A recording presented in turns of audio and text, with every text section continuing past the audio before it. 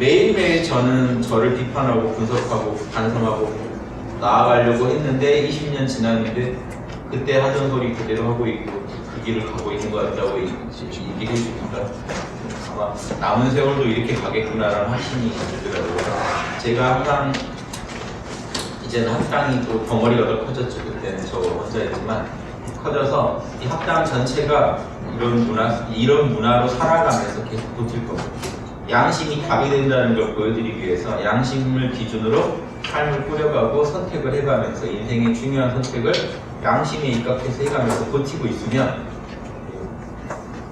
거짓 양심이나 욕심을 양심으로 코스프레하는 거나 아니면 그런 욕심을 따라 살아가는 모습들이 흔들리고 무너질 때 아마 그때는 양심이 진짜 답이라는 거를 좀 더 이해해 주시지 않을까 해서 말로 설득하는 건 한계가 있는 것 같아요. 제가 몸으로 보여드려야 하니까 죽을 때까지 우리가 학당이 어떻게 살아가는지 제가 어떻게 살아가는지 고집사 하는 게 제가 해드릴 수 있는 또 하나의 유튜브 강의보다 중요한 아마 이게 저의 또 중요한 작품이니까 양심에 어긋나지 않게 살 거고 그리고 살아가는 모습이 억지가 아니라 자연스럽게 그러면서 자신의 내면에 있는 양심을 따르다 보니 저렇게 됐다는 느낌을 여러분들은 전달해 드리고 확신을 드릴 수 있다면 여러분도 양심이 진짜 자연 그대로의 마음이고 순수한 마음이고 인간의 모든 문제를 풀 수 있는 답이 될 수 있는 마음이구나 라는 거를 좀 더 쉽게 받아들이실 거라고 확신합니다. 제가 말로만 떠드는 게 아니라 또 몸으로 보여드려야 되니까 이렇게 제가 완벽하지 못해도 끝없이 양심으로 살아가려고 노력하고 잘못된 게 있으면 금방 양심으로 또 바로잡고 나아가는 모습을 보여드리려고 해요. 완벽해야지 그러면 제가 이런 말씀도 못 드리고 한 걸음도 못 될 겁니다. 완벽해야지 하면 못 돼요. 노래방 가셨는데 무조건 100점 맞으라고 부르라고 하면 못 부르죠. 실수해서 바로잡고 그럴 자신이 있다는 거지 제가 늘 완벽하다고는 절대 말할 수 없고 그렇게 말할 수 있는 사람도 없다고 저는 봅니다. 그래서 항상 양심으로 바로잡는 모습을 보여드릴 테니까 잘못된 거 있으면 말씀해 주시고 그게 양심적으로 해결되는지까지 지켜봐 주시면 우리가 거기에서 서로 양심을 실현할 때 양심 문화가 세계로 퍼질 수 있지 않을까 싶습니다. 오늘 드릴 말씀도 조선 선비들이 양심 가지고 500년 살아온 이야기예요. 그런데 그 안에는 온갖 그 소인배들도 있고 얼굴과 모습은 선비를 하고 선비 모양을 하고 있지만 속에는 은큼한 욕심이 도사리고 있던 선비들이 얼마나 많았겠습니까? 대다수가 그랬을 거예요. 그런데 그 와중에서도 양심을 제대로 해보겠다고 덤빈 선비들 이야기예요. 그러니까 조선시대에 대해서 비판하실 때는 칼같이 하세요. 지금보다 더 못한 것도 많았고 문제도 많았죠. 다만 조선시대 선비들한테 지금보다 더 낫고 배워야 할 점이 있다면요 반드시 챙겨서 배우셔야 됩니다. 근데 지금 문제가 불과 100년 딱 지났는데 조선시대 선비들이 뭘 공부했고 뭐에 목숨 걸고 살았는지 아는 분들이 별로 없거든요. 아주 문화가 완전히 단절된 겁니다. 이게 지금 이대로 방치하시면요 여러분이 일제 식민지 36년 식민지 생활한 거 그걸 전혀 치유하지 못하고 있다는 것도 받아들이셔야 돼요. 이대로 살아가실 거면요 이게 편안해라고 하실 거면요 일제가 단단히 우리나라에다가 작업을 한 작품이 지금 계속 유지되고 있다고 보시면 되고 이걸 극복해서 조선 문화에 대해서 긍정적인 건 받아들이고 부정적인 건 비판할 수 있는 주체적인 안목을 갖게 되신다면 그때 우리가 일본 문화를 제대로 극복합니다. 일제 식민지 거치면서 조선에 대해서 잘못된 선입견을 너무 갖게 됐고요. 해방 후에는 서양 못 따라가기 때문에 또 조선을 또 비판하게 됩니다. 일찍이 서양을 못 따라가거든요. 옆에 일본은 일찍이 서양을 따라가서 저렇게 자본주의화돼서 융성했는데 우리는 그걸 못 따라가서 또 이렇게 됐구나. 그래서 이게 계속 이어지면서 근대화니 뭐니 하면서 서양 따라가야 되는 그때는 그런 상황이었기 때문에 어쩔 수가 없죠. 그러다 보니 조선 선비들 거는 계속 뒷전으로 미루고 나중에 하고 그리고 오히려 나중에도 아니고 저것들 때문에 나라 망했다는 판을 품고 조선 문화를 바라보게 되시는데 안 죽는 사람 없듯이 안 망하는 왕조 없고 그런데 조선은 500년간 나라이기 때문에 정말 장수한 경우에 어떻게 그렇게 오래 살았는지 연구해야 할 대상인데 세계적으로 500년간 왕조들이 드문데 그런 연구는 안 하고 죽었다는 사실. 마지막에 병 걸려서 험하게 돌아가셨다는 그것만 기억하고 있단 말이죠. 이게 조상에 대한 올바른 대접이 아니죠. 여러분 그럼 겁나서 살겠습니까? 아무리 멋지게 살고 양심적으로 살고 바르게 살아도 마지막 갈 때 치매 걸려서 갈지 안 걸려서 갈지 어떻게 합니까? 그 마지막 모습만 보고 후손들은 여러분을 평가해버린다고 생각하면요, 마지막에 다 문제가 있어서 죽지 문제 없이 죽습니까? 그래서 문제가 생겨도 생겼겠죠. 왕조가 망할 때 되면 그 왕조의 모순이 극대화돼서 드러났겠죠. 망할 때 되면 그때 가지고 그 나라를 평가하면 안 돼요. 그래서 조선 선비들이요, 잘 나갈 때 조선 문화가 세계적인 아주 과학 문명에 있어서 세계를 리드하고 세계에서 뒤처지지 않고 따라갈 때, 그리고 철학에서도 동아시아를 리드할 때, 그때 여러분 우리 선조들이 얼마나 멋진 철학을 갖고 되게 멋진 삶을 살았는지 이것도 좀 관심 가지고 봐주셔야 돼요. 그래서 균형을 좀 맞춰야 돼요. 그래서 제가 조선 선비들의 이야기를 자꾸 하게 되는 거고, 실제 해외 교포분들이 제 강의 많이 들으시는데 조선 이야기라면 그렇게 좋아하세요. 자긍심이 생겼다고. 우리 과거에 대해서 비하만 하다가 조선 얘기를 자꾸 하면은 그 얘기 들을 때마다 가슴이 벅차고, 단군 얘기해서 벅찬 게 아니고요, 가까운 조선 얘기가 된대요. 우리 안에서 내 과거가, 역사에서 이 나라의 민족의 과거는 이 개인으로 치면 나의 과거 아닙니까? 내 과거가 그렇게 형편없는 게 아니었고 그 안에도 엄청난 양심, 올바르게 살아보려고 양심을 추구했던 그런 역사를 가지고 있다는 걸 아는 것만으로도요, 여러분 뿌듯해지고요, 살 힘이 생깁니다. 그래서 우리 과거를 정확히 알아야 돼요. 그렇다고 과장해서 이해하면 안 돼요. 일본처럼 과거를 자꾸 미화해가지고 거기서 힘을 얻으려고 하면 그건 거짓된 힘이죠. 그러니까 조선을 냉정하게 봐야 돼요. 냉정하게 보는 건 우리나라 사람 잘하는데, 우리나라 사람들은 자기 거를 비하하는 버릇이 있어요. 일본은 부풀리는 버릇이 있는데 우리는 비하하는 버릇이 있어요. 내 거 자랑하면 참 그건 초한 짓이다라고 생각해요. 어디 가서 내 거 자랑하면요, 저도 똑같아요. 우리 가족 누구 얘기하면 꼭 깎아내리고 싶어 합니다. 우리 거 자랑하면 꼭 못난 짓같이 팔불 줍니다. 그래서 특히 역사학계에서 제가 공부하면서 느낀 게요, 우리 과거사 조금만 칭찬하면요, 어디 그런 얘기 하지 마라, 다른 나라가 비웃는다. 그러니까 스스로 통제하고 있어요. 그러니까 우리나라 과거를 조금만 멋지게 포장하려고 해도요, 스스로 부끄러워 못 견디고 있는 거예요. 이게 양심의 부끄러움이 아니라 뭔가 이게 고정관념, 그 하나의 기질이겠죠. 우리가 살아온 삶 속에서 만들어서. 그래서 이 버릇을 좀 고쳐야 됩니다. 냉정하게 보는 건 좋은데 냉정하게 봐도 잘한 건 잘했다고 해줘야 되거든요. 근데 어떻게 보면요, 스스로를 비하하는 데는 이 문제도 있어요. 그런 기질도 있겠지만 내 걸 자랑하면은 그 양반 아니다 하는 그 기질이 뭔가 잘못돼서 나타난 걸 수도 있지만, 또 하나가요, 자신이 없다는 거예요. 아무리 조선 망하고 난 뒤에 식민지 생활하고 서양만 따라가다 보니까 확고한 철학이 없으니까요, 내가 이거를 대단하다라고 칭찬을 해도요, 남들이 아니라고 하면 금방 자신이 없는 거예요. 내가 그러면 비주류가 되고 내가 잘못 판단하는 게 될 수도 있으니까 겁내서요, 남들 욕하면 다 같이 끼워서 욕하지, 누구 하나 나서서 이게 냉정하게 이건 그래도 옳은 것 같다고 말을 잘 안 합니다. 그래서 우리 과거사가 그런 식으로요, 이런 무지와 아집 때문에 자꾸 폄하되고 있는데 아무도 그걸 건져보겠다고 잘 안 나섭니다. 최근에 그래도 이런 조선시대가 다시 주목받고 하는 건 아주 반가운 일이고요. 다만 주목받되 과장하지도 말고 저는 깎아내리지도 말고 있는 그대로 봐가지고 취할 거, 옳은 거는 전 세계에다 자랑도 하고, 잘못된 거는 우리가 그 잘못된 걸 어떻게 극복했는지를 전 세계에다 또 자랑할 필요가 있다고 합니다. 이게 안 되니까 어떤지 아세요? 지금 조선의 자랑스러운 문화는 하나도 계승이 안 됐고요, 조선의 가장 고질적이고 못된 문화,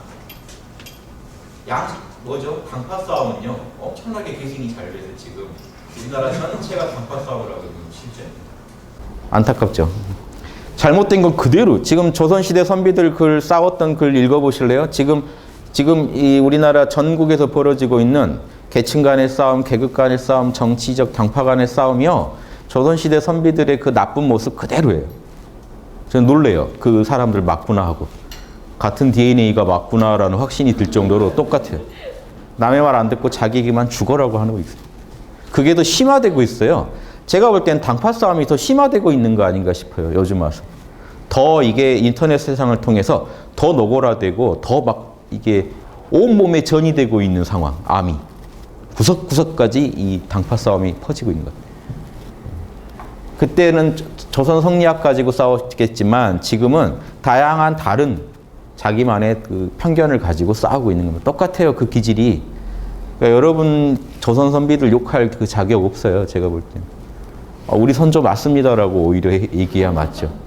임진왜란 가서 싸웠다고요. 우리나라 맞네요. 라고 얘기할 수 있는 그런 상황이지, 지금. 그렇게 지금 그 한가하게 조선시대는 이랬대라고 얘기할 상황이 아닙니다. 그리고 조선 선비들이 잘했던 거는 지금 폄하하고 있고, 못했던 거는 충실히 계승하고 있는 이 상황이, 이게 지금 일제 때문에 나라 망했다고 했을 때 그 안에 이런 것까지도 들어가서 우리가 바라봐야 된다는 거죠. 그러면요, 일제 때 일제가 우리나라 망하게 한 거는 지금 바꿀 수 없는 이야기지만, 그 망한 걸로 인해 피해 입은 것에 대해서 지금 피해가 커지고 있다니까요. 해가 갈수록. 피해를 빨리 극복해야죠. 그래야 우리가 극복한 게 되지, 광복만 했다고 지금 광복된 게 아닙니다. 광복이라는 거 빛을 회복했을 때 광복이죠. 문명의 빛을 회복했을 때 광복인데, 문명의 빛이 광복됐다고 회복된 게 아니라 지금 죽어 있다니까요. 그 조선시대 때 빛났던 양심 문화가 지금 죽어 있다고요. 광화문 이름이 빛으로 교화하겠다고 해서 광화문인데, 그 빛이 뭐냐면 도덕의 빛이에요. 조선은 도덕의 빛, 양심의 빛으로 조선 나라 전체, 백성 전체의 문화를 바꿔보겠다고 해서 광화 그럽니다. 이 화라는 말을 쓸 때는요, 삶의 문화를 바꾸겠다는 얘기예요. 그 사람을 바꿔놓겠다는 거예요, 완전히. 그래서 도덕의 빛으로 사람을 바꾸겠다는 거를 아주 국가의 이념으로 세종 때 한 겁니다. 그게 광화문을. 그래서 걸어놓고 지금 이 나라를 다스렸던 동서남북 4대문에 인의예지를 박아놓고, 인의예지로 백성들을 완전하게 교화시켜 보겠다, 감화시켜 보겠다고 해서 이 500년간 노력했던 하나의 문명이라는 거죠. 제가 철학왕국이라는 말을 썼는데 철학왕국이었고요. 세계사의 유래가 드뭅니다. 조선 선비들은요, 정도전이 나라 세울 때 인의예지 잘하는 나라를 만들겠다고 세운 나라고요. 철학적 이념을 정도전이 됐기 때문에. 이성계는 돈과 군사력을 댔고, 정도전은 아이디어를 댔어요. 그래서 아이디어와 조직과 돈이 만나면 나라가 만들어지죠. 근데 정도전이 아이디어를 댔단 말이에요. 정도전이 낸 아이디어가 인의예지 잘한 나라 만들기예요. 이거밖에 고려를 비판할 게 없었어요. 고려보다 더 나은 나라를 만들려면 우리는 고려랑 다르게 인의예지 잘하는 임금들을 뽑아가지고 백성들 잘 살게 할 거다는 거죠. 그래서 정도전이 조선 경국전 쓸 때 이성계한테 경고의 글을 씁니다. 인의예지를 어길 때, 특히 이제 대표가 인이니까, 인 어기면 바로 백성이 엎어버릴 거다. 이렇게 경고문을 써놨다고요. 그게 최근에 정도전 드라마가 나온 것도 다 그 한 구절의 힘이에요. 정도전이 그런 생각을 갖고 나라를 만들었다는. 그게 진심이었다고 느껴지니까 지금까지 평가를 받는 거죠. 그래서 조선왕조 500년이 그 인한 리더가 나와서 인의예지로, 양심으로 전 국민을 교화시키는 나라가 될 것이다라는 그 원대한 이념. 이게 우리 민족의 홍익인간 이념하고 맞잖아요. 그래서 우리 민족한테 먹힌 거고 500년 갈 수 있었던 겁니다. 그래서 우리도 홍익인간 하고 싶고 인의예지 잘하고 싶은 욕심이 있다고요, 우리 안에도. 그런데 나쁜 기질들의 마음, 못된 기질들의 마음이 좋은 기질을 지금 눌러가지고 양심이 못 나오게 막고 있습니다. 그래서 이때 조선 선비 철학을 우리가 공부해야 하는 지금 이유가, 한가하게 지금 조선 선비를 다시 연구해 봅시다 차원도 아니에요. 그것도 중요한 의미가 있지만 지금 그것도 아니고, 이 시기에 이런 얘기를 제가 하는 이유는요, 500년간 우리가 양심 연구해 왔다는 사실을 제발 기억하고, 양심 문화, 좋은 기질을 만들어 가지고 나쁜 기질, 욕심 문화를 좀 제압하자는 겁니다. 그래서 욕심으로 치닫게 되면 편견과 무지가 인도하는 길이 욕심의 길이기 때문에 그 길의 끝에는요, 나 살고 다 죽자 하는 거예요. 나는 살아야겠다는 거예요. 어떻게든. 다 죽든지 말든지 나는 살아야겠다는. 그 길로, 즉 소시오패스의 길로, 사이코패스의 길로 계속 달려가고 있다는.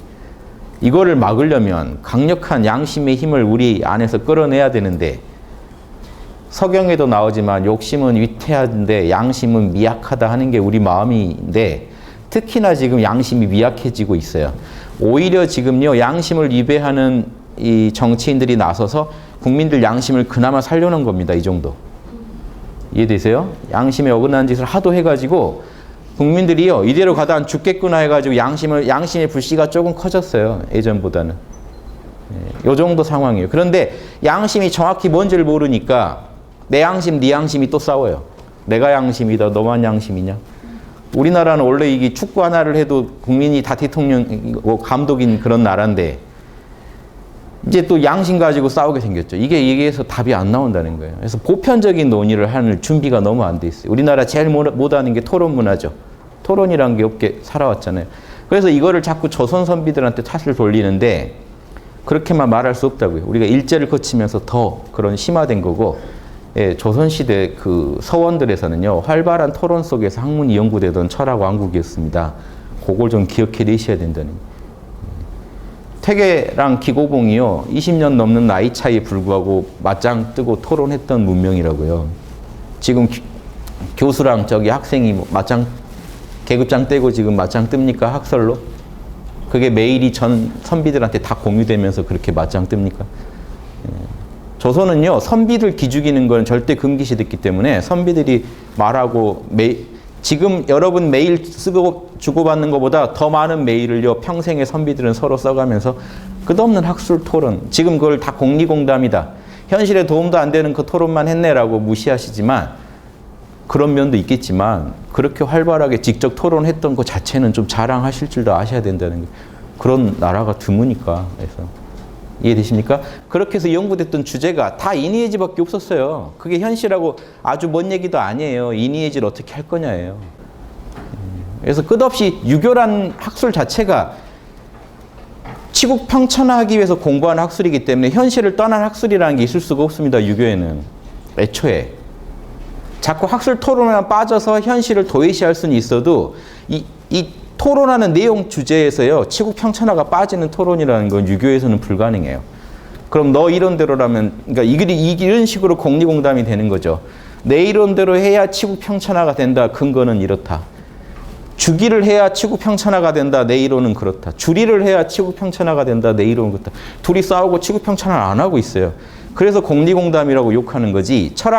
싸웠던 철학 내용들 보면 다 어떻게 정치 경제를 경영해가지고 치국평천을 할 거냐 이거예요. 그래서 여러분 어떤 선비들인지 문지권에서 그분들 잡저편에 가보면 치국평천하 방략들이 다 나옵니다. 자기대로 정치를 어떻게 운영해서 어떻게 나라 살려야 된다 방약 같은 거 다 있다고요. 자기들 나름에. 그때도 다 대통령이고 다 감독이던 시절이거든요. 이 DNA가 어디 갑니까? 그러니까 그런데 그때는 이니에지라는 보편적 주제로 어느 정도 모아지면서 수렴이 되면서 의견이 토론이 됐다는 거죠. 당파가 쪼개졌어도요, 그렇게 많이 쪼개진 건 아니에요. 근데 지금은요, 백가쟁명의 시대랄까요? 각인각파죠. 그냥 한 사람이 한 사람이에요. 당파 하나예요, 다. 이렇게 모여서 싸우고 있는 시대로 가면요, 지금 이니에지라는 소통의 도구조차 없잖아요. 뭘로 보편성을 지금 너랑 나랑 대화를 하는데 뭘로 옳고 그름을 가릴 거냐는 공통의 법이 있어야죠. 법을 따르기로 하고 싸운다든가 이래야 될 거 아닙니까? 싸움의 어떤 기준이 있어야죠. 심판을 누가 해줄지에 대해서. 지금 그게 없다는 거죠. 그러면 어떻게 되냐면요, 계속 그냥 나는 내 얘기하고 저 사람은 저 사람 얘기하는 거죠.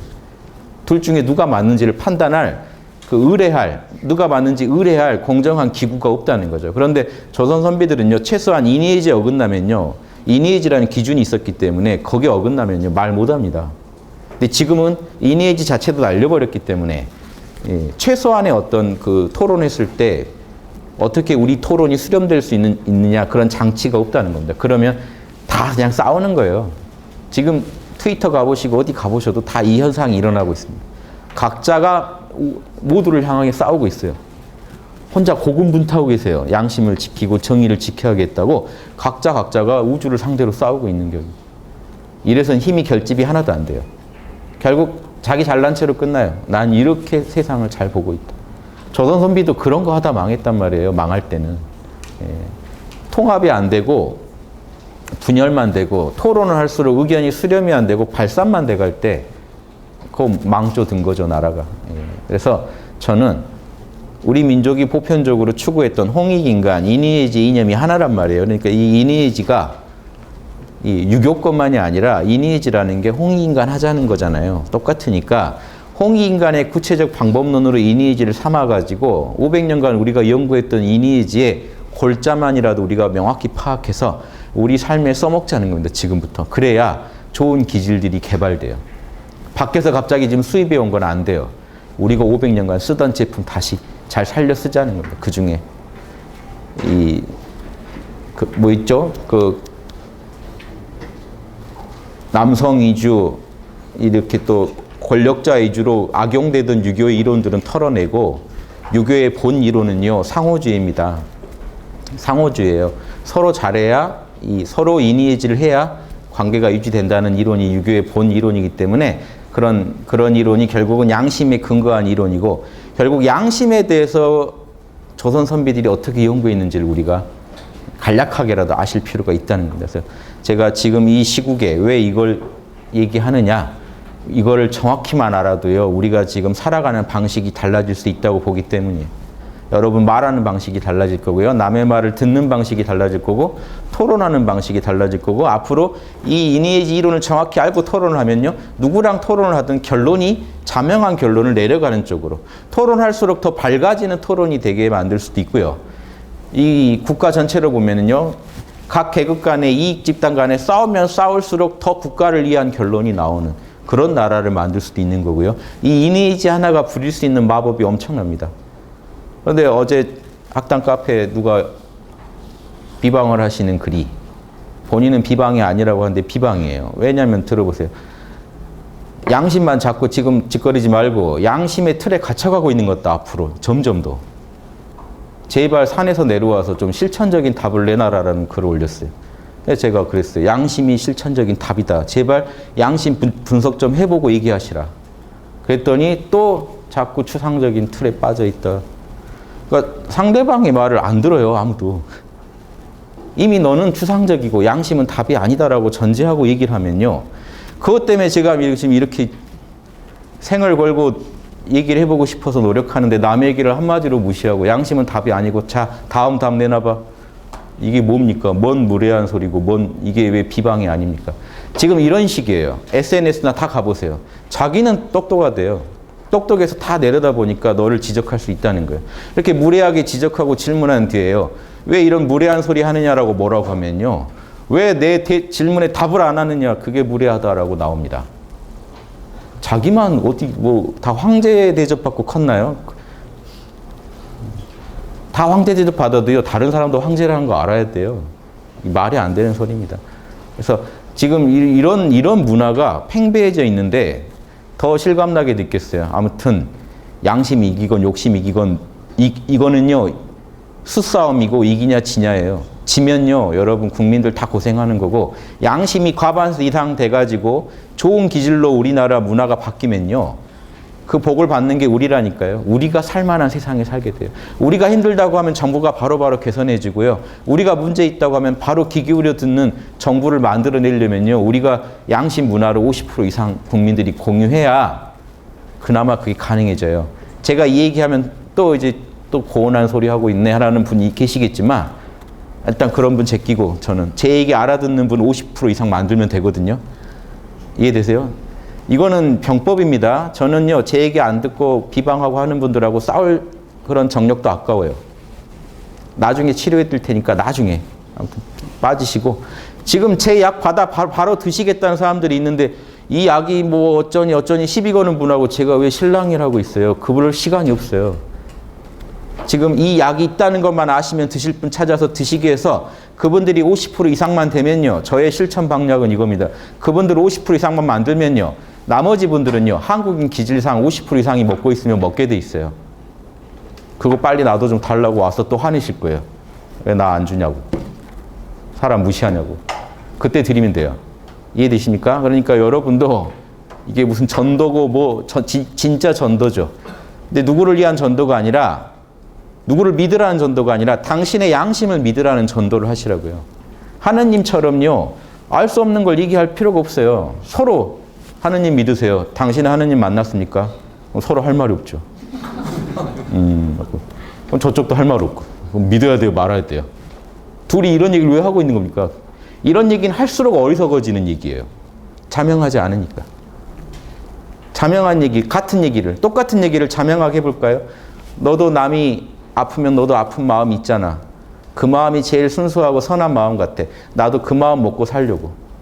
그리고 그 마음을 개발하는 법, 양심 분석법 어서 배웠는데 홍익학당이라는 얘기 안 하셔도 돼요. 이거 배웠는데 이 분석만 하면 생각이 자명해져. 너무 신기해. 그럼 상대방이 써보면 신기하네 하면 끝나는 거예요. 여기에 무슨 믿음이 필요하고 뭐가 필요합니까? 그렇게 해보고 좋으면 먹는 거죠. 문화가 파급되려면요. 그리고 깨끗하게 파급되려면 자명해야 돼요. 그 애플 같은 거 우리나라 들어와서 자명하게 퍼졌잖아요. 왜냐? 멋지거든요. 일단 제품이. 그럼 끝나요. 근데 제품은 후진데 자꾸 설명으로 이게 어떤 제품이고 써보면 놀랄 거고 자꾸 이런 얘기 해봤자 의미가 없죠. 파인애플 그 파는 분이 어떻게 팝니까? 썰어갖고 들고 다니잖아요. 일단 입에 물리면 끝날 거다. 너 일단 맛보면 넌 사게 돼 있다. 이런 확신이 있는 거 아닙니까? 요 정도 확신이 없는데 무슨 전도예요. 집에 가서 더 맛있는 파인애플을 개발하든가 뭐 더 멋진 제품을 만들든가 그거는요. 밖에 내놓을 단계가 아니라는 하늘의 메시지입니다. 이해되세요? 바로 물려가지고 맛을 못 보게 하면. 근데 모든 사람이 다 만족할 수는 없죠, 당연히. 근데 저는 어떤 확신이 있냐? 그럼 너도 그럼 다 물려서 양심 다 좋아해야 되지 않냐? 그 확신은 없어요. 이 부분에 대해서는. 다만 50% 이상은 분명히 있다는 확신이 있어요. 지금 우리나라 국민 50% 이상은 분명히 내 얘기 듣고 좋아할 거라는 확신이 있어요. 맛을 볼 거라는 확신이 있어요. 예, 이해되시죠? 그래서 다 동의 안 해줘도 좋다는 겁니다. 그래서 이 양심을 가지고 여러분들이 쉽게 이해하실 수 있게 최대한 노력하고 이렇게 사과나 파인애플 잘라서 입에 물리는 그 마음으로 저는 지금 전도를 할 거예요. 이해되십니까? 이렇게 해서 50% 이상만 양심 분석하는 법만 알면 끝나요. 명상이고 뭐고도 그 다음 그 사치입니다. 지금 사회가 죽겠는데 그게 명상이 부족해서 사회가 지금 죽어가는 겁니까? 선택을 잘못해서 그래요. 선택을 이니에제 맞게 선택을 못하니까 사회가 자꾸 죽어가는 겁니다. 개인들마다 다 선택을 엉망으로 하니까. 영향력 있는 사람이 한 번 잘못한 선택은 영향력이 크겠죠. 파급이. 영향력이 작은 사람이 한 선택은 또 한 가정 단위의 선택의 결과가 미칠 수 있지만 아무튼 크건 작건 선택을 계속 잘못해 가니까 여기까지 온 거지 올바른 선택을 계속 해왔다면 왜 여기 와 있냐는 거죠. 우리가.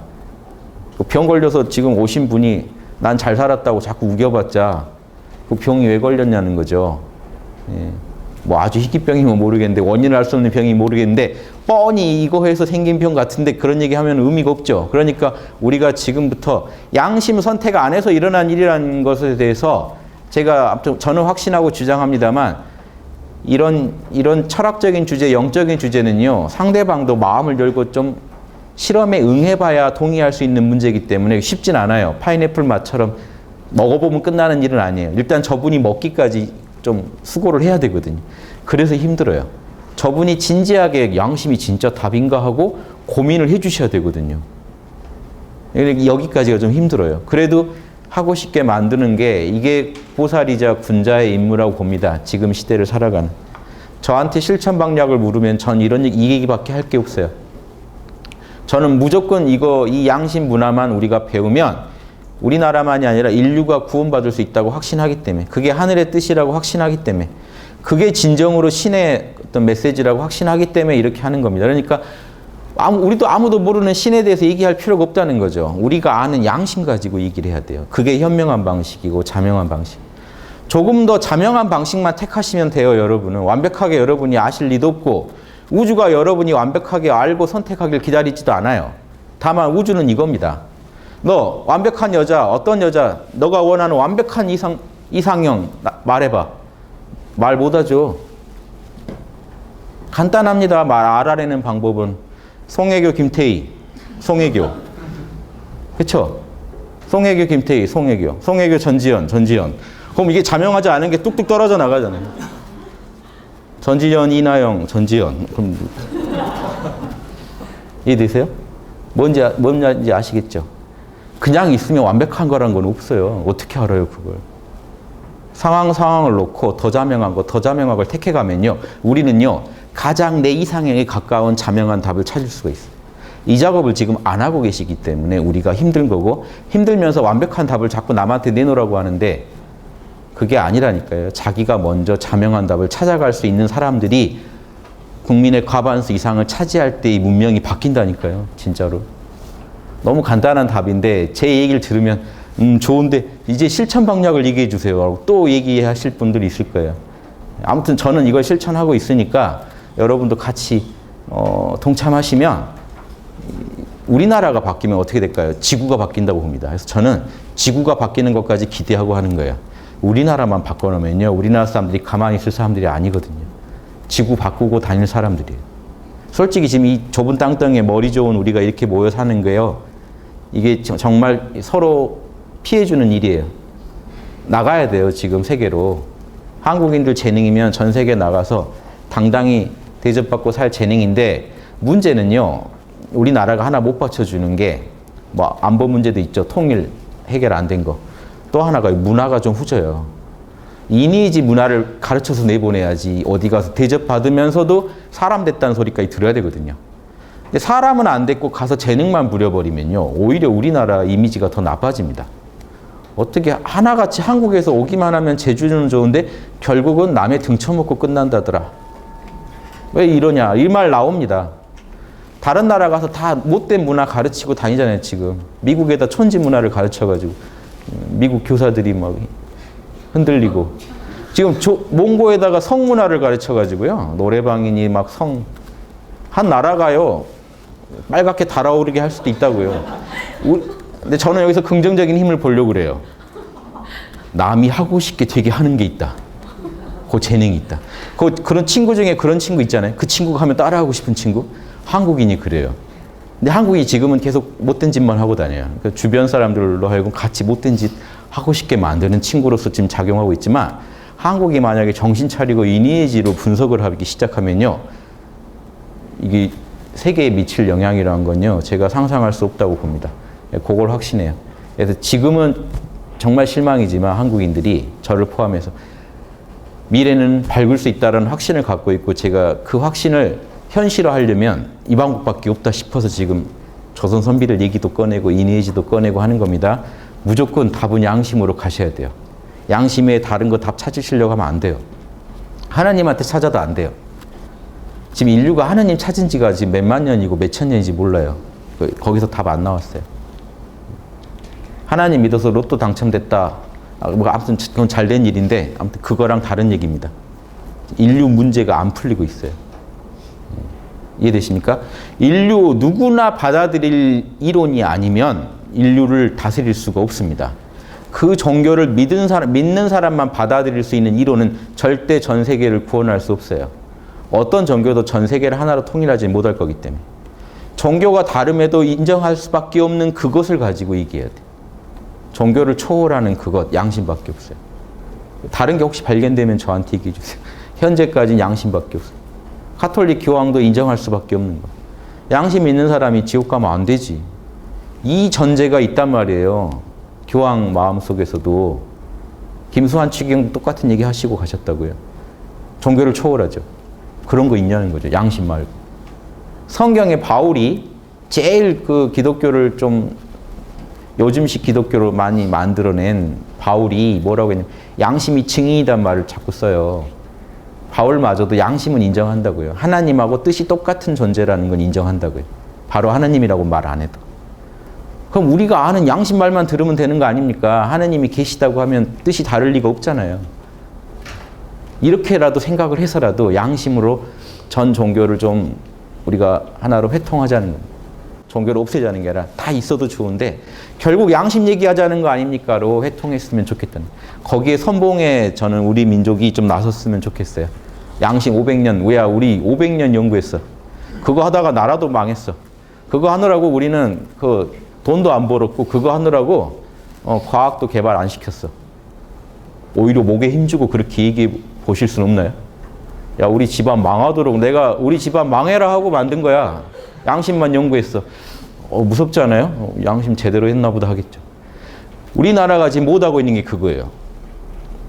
다른 문화나 다른 어떤 여러 계급의 이익을 희생해서까지 양심 하나 지키겠다고 해왔는데 요거를 안 팔 생각을 하면 조선시대 500년 해온 게 다 공연불이 헛산 게 돼요.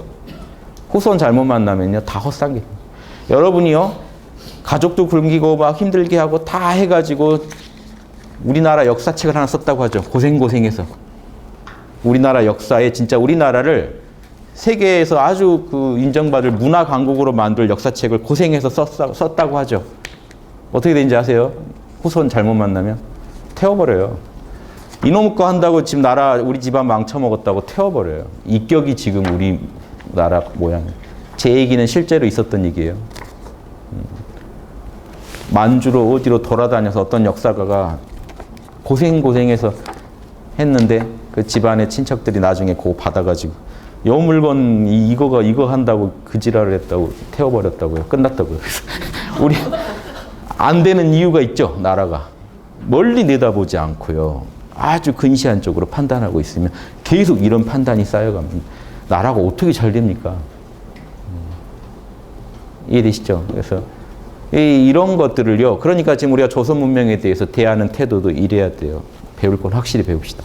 그래서 오늘 제가 그런 강의를 한다고 했지만 오늘 좀 본격적으로 한번 해볼게요. 그래서 모군 이색 선생부터 성리학이 처음 들어와서 그걸 꼭 피운 모군 이색 선생부터 한번.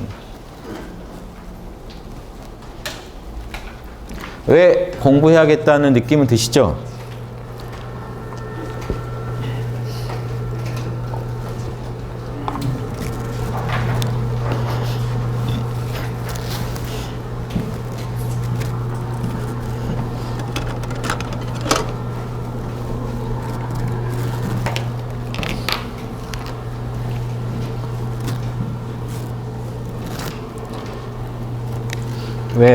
왜 성리학인가? 이런 주제로. 아마 제가 그 광고할 때도 이런 걸 얘기한 것 같아요. 그 철학적인 어떤 존재론적으로 가장 중요한 거. 우주가 어떻게 이루어져 있고 굴러가느냐? 그건 이기론입니다. 그건 이기론에서 얘기하는 거고요. 이것에 따라 인간의 마음이 어떻게, 인간의 심성론의 영역에서는 4단 7정론을 제가 말씀드릴 거고요. 4단 7정론. 우주의 근원과 우주의 질서, 그리고 우주가 실제 어떻게 구성돼서 돌아가는지에 대한 얘기를 한 다음에 이게 이제 좀 우주적인 얘기라면 인간의 문제로 논의를 가져와요. 이런 것부터 현실적인 겁니다. 우주 얘기만 하고 있지 않았다고요. 조선선비는. 인간의 마음 얘기를 했지. 마음 얘기는요. 모든 현실 문제의 근원은 마음이에요. 마음만 우리가 다스릴 수 있으면 현실 문제 다 풀어요. 지금 국민들 마음이 하나로 통합이 안 돼 있으니까 이 모든 문제가 생기는 겁니다. 우리 마음 안에 자명한 철학 진리가 없으니까 선택할 때마다 잘못된 선택을 하고 있는 거예요. 그래서 이게 올바른 선택을 하고 올바르게 남과 조화를 이루며 살아가려면 양심으로, 4단이 양심의 대표죠. 7정이 욕심의 대표입니다. 4단으로 7정을 경영할 줄 알아야 된다니. 인간의 문제로. 그리고 또 다른 이제 인간의 문제. 이렇게 하려면 어떻게 공부해야 되느냐? 공부론인데 공부론의 핵심은 뭐냐면 거경궁리라고 할 수 있습니다. 요 두 개를 제일로 삼았어요. 불교의 개정해처럼 지혜 수련과 이 정은요, 거경은요, 선정도 되고 이때는 뭐죠? 계율도 포함해요. 그리고 계율을 구분할 때는요, 거경궁리 그리고 역행이라고 합니다.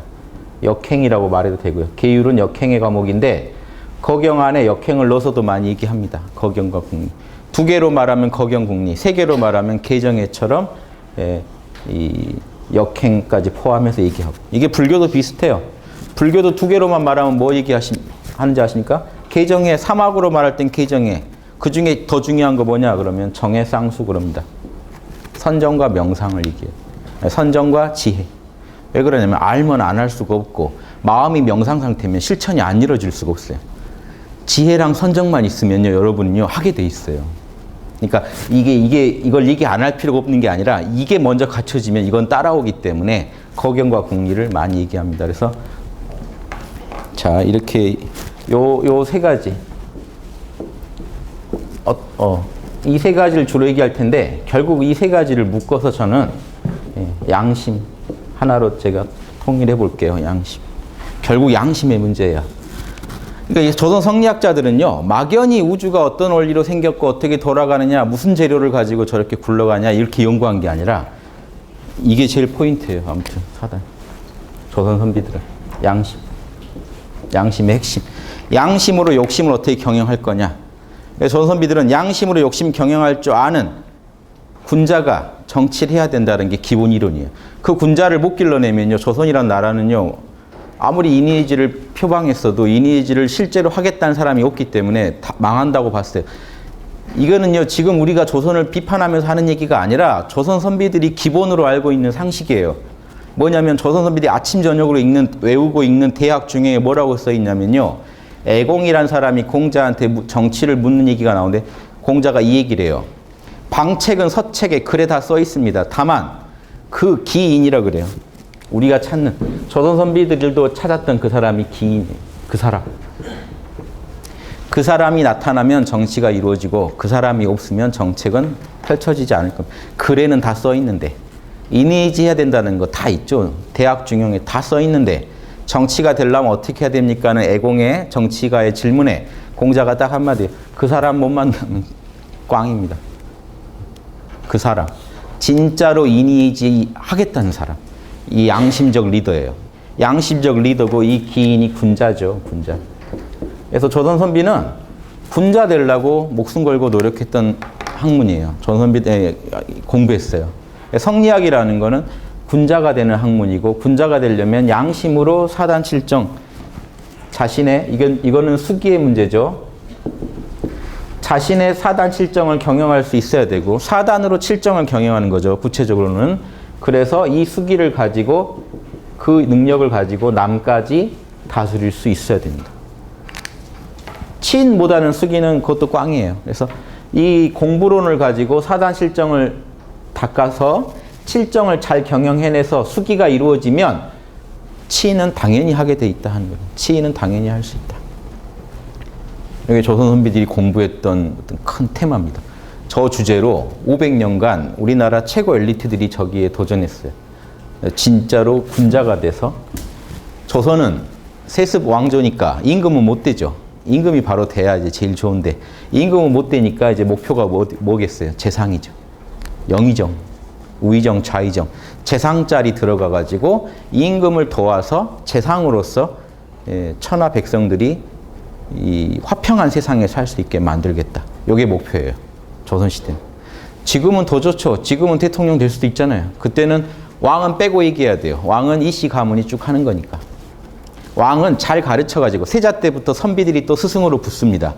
어려서부터. 왕은 잘 가르쳐가지고 최대한 그 기지를 보완해가지고 문제 안 일으키게 만들고, 성덕을 지닌 임금 만나면 세종같이 아주 그건 최고고, 혹시 모자라더라도 보완해서 어떻게든 그 왕이 문제 안 일으키게 하고, 이게 가능한 게 조선시대 왕은요, 연산군 빼고는 마음대로 사는 왕이 하나도 없어요. 다 스트레스 상태로 살다 갔죠. 연산군 혼자 마음대로.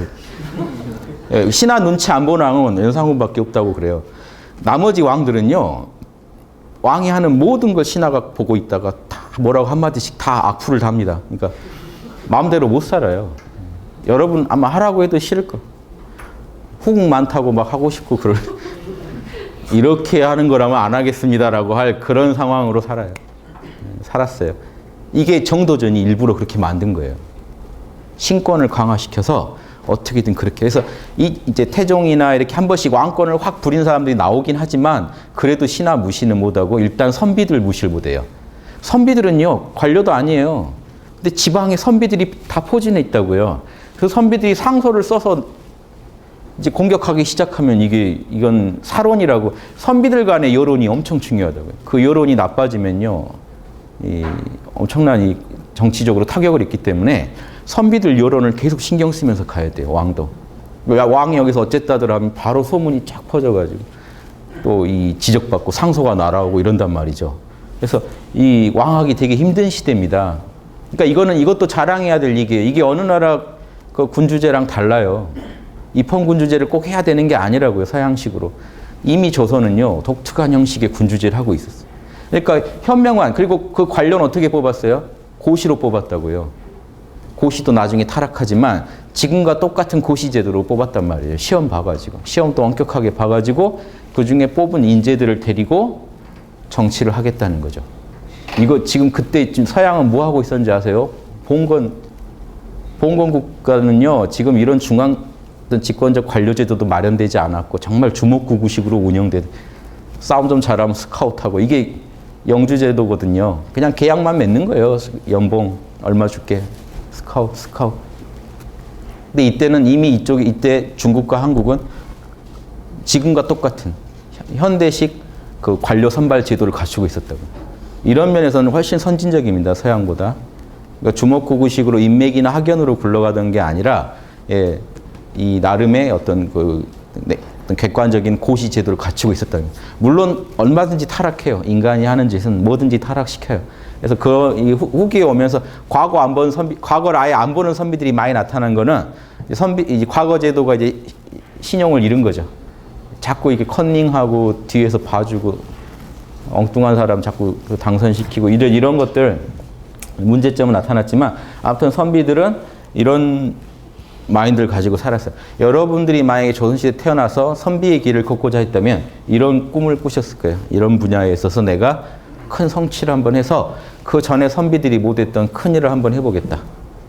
우주의 원리를 정확히 꿰뚫어보고 우주가 돌아가는 로고스로 이라는 건 로고스죠. 우주의 질서를 정확히 꿰뚫어보고 기라는 건 우주를 이루는 재료죠. 에너지. 이 에너지가 우주를 만들어내는데 로고스가 어떻게 질서정연하게 에너지를 인도해가지고 이렇게 우주가 만들어졌는지 이 부분을 꿰뚫어보고 그게 이제 인간의 마음에 와서는 그 로고스가 우리 양심에 들어있는데 양심에 새겨져 있는 로고스를 가지고 내 마음을 어떻게 경영할 건지 그리고 그걸 위해서 어떤 공부를 닦아야 되는지 그럼 결국 국리라는 로고스를 알자는 거죠. 국리는. 그리고 거경은 한마디로 로고스를 따르자는 겁니다. 로고스에 뭐죠? 순종하자는 얘기고 이걸 로고스를 밝히자는 얘기죠. 지적인 작업, 실천적인 작업이에요. 실천적으로 마음이 가라앉지 않으면 거경이 안 된 거고 지적으로 로고스가 선명하게 원리가 와닿지 않으면 자명하게 설명이 안 되면 여러분은 지적으로 부족한 거죠. 그래서 무지랑 아집을 터는 거예요. 이 두 가지 공부를 계속하면. 그래서 모든 종교는요, 결국 무지와 아집을 털어내는 수행법을 각자 갖고 있습니다. 유교에서는 이런 식이었어요. 거경국리만 공부하면 여러분은 날마다 로고스가 더 밝아지고, 즉 사물의 이치가 더 잘 보이고. 근데 결국 선비들이 알고 싶은 사물의 이치는 뭐예요?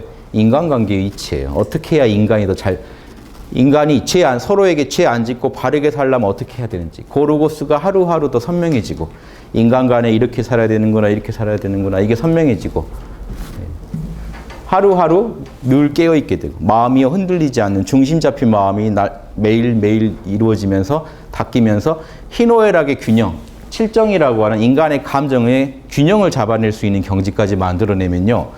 진리, 자기가 완벽하지 않아도, 군자라는 게 완벽한 존재는 아니거든요. 성인은 아니잖아요. 그러니까 성인이 군자가 될 수는 있지만 뭐냐면 군자는 성인도 군자지만 아주 뭐죠? 그러니까 1단도 군자고 7단, 8단도 군자라고요. 사실은. 그러니까 군자 중에 아주 거물 군자는 성인이라고 불리겠지만 군자는 꼭 그 7단, 8단들만 하는 게 아니거든요. 1단도 군자거든요. 그러니까 가능하다고요. 해볼만 하다고요. 그래서 완벽하게 아는 게 아니라 남보다 인의의 로고스가 우리의 인간사의 모든 걸 결정한다는 것에 대해서 훨씬 밝은 지혜를 갖고 있고 현실에 있어서 늘 깨어있단 말이에요. 마음의 희노애락의 균형을 그 로고스를 가지고 계속 잡아간다고요.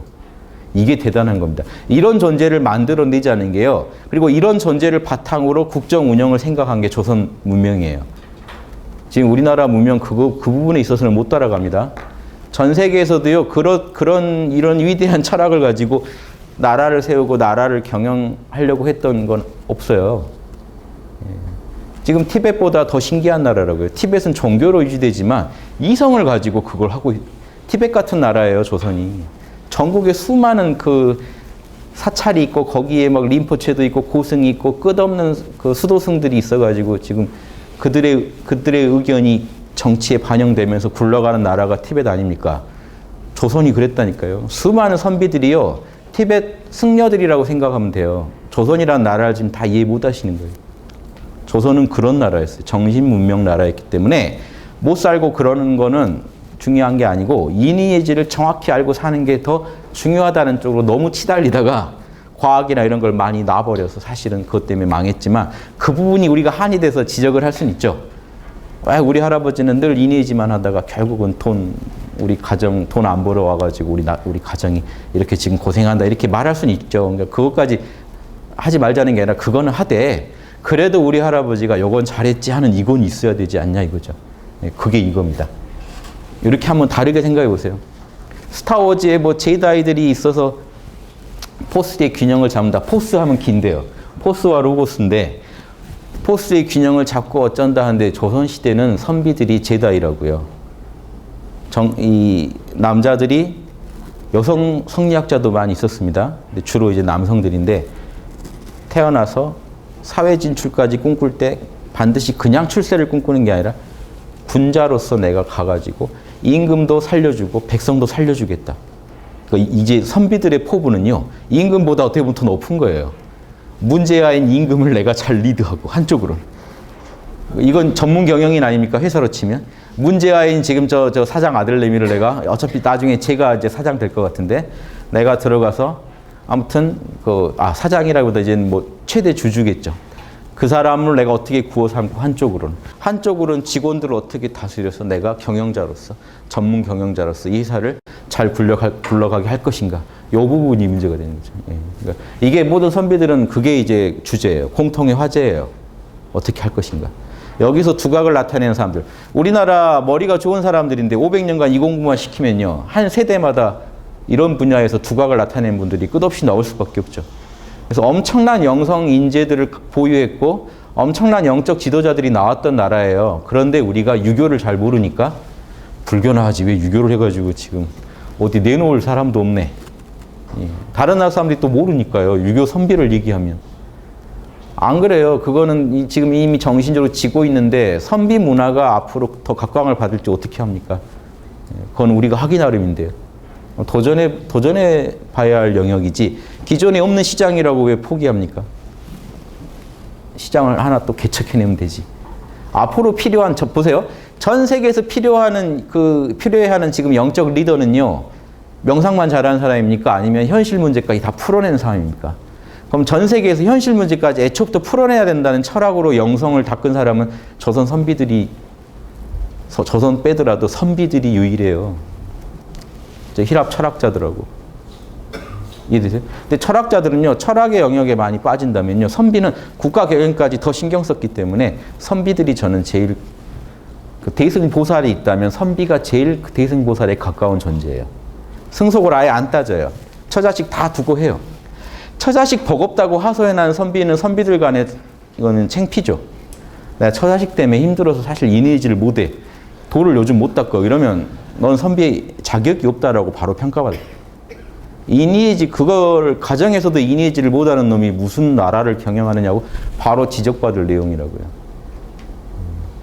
좀 딱딱하게 굴러가서 재미없어진 부분도 있지만 그건 우리가 따라갈 필요가 없고 지금 이니지를 잘 살려서 쓰면 현대에 맞게 조선 선비를 능가하는 선비 군자들이 나올 수 있다고 보니까 지금 이런 말씀 드린 겁니다. 요 내용만 잘 파악해 보세요. 우리가 할 만한지 아닌지. 요거 보시고 할 만하시면 투자하세요. 지금 시장은 현재 시장은 말할 그 수준이 아니지만 앞으로 우리가 노력하기에 따라서요. 우리가 꼭 무슨 유교를 알리자는 게 아니잖아요. 이런 선비 정신, 양심주의를 가지고 전 세계에 한번 도를 펴보자 이거죠. 이게 조선 성리학자들의 꿈이었습니다. 그리고 공부했던 과목은 이랬습니다. 군자가 꿈이었고 그걸 되기 위해서는 이렇게 해야 된다고 생각했습니다. 그래서 이제 조선 성리학이 조금만 더 하고 싶게요. 제가 한 3시부터 떠든 것 같은데요. 예. 한 5분 쉬고요. 목은 이색 선생부터 이제 제대로 한번 들어가 보겠습니다.